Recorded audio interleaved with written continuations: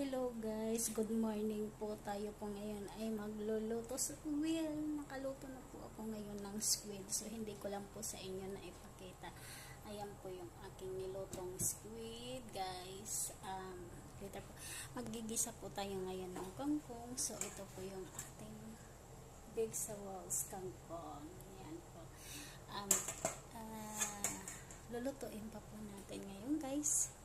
So, ipakita ko po sa inyo yung aking niluto na squid. Hindi ko po sa inyo na i-demo since na hindi ko po na ipakita kasi po quickly lang po talaga itong squid lutuin dapat. So, ito na lang po. Papakita ko po sa inyo guys. Ayan. So, ayan ang ating squid. Kita nyo po yan guys. So, ito yung ating nilutuin ito ngayon. So, magluluto po tayo guys. So, ito po tayo ng ating yan. So, wait lang. Guys, I have an oil. Ito po yung ating oil.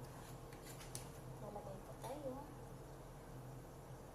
Kasi, isahin na po natin yung ating kangkong.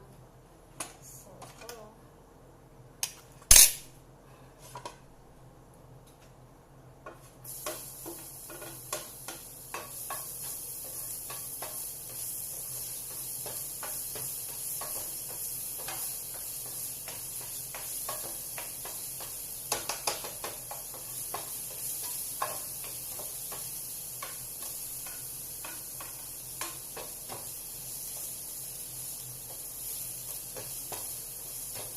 Lang po kayo guys.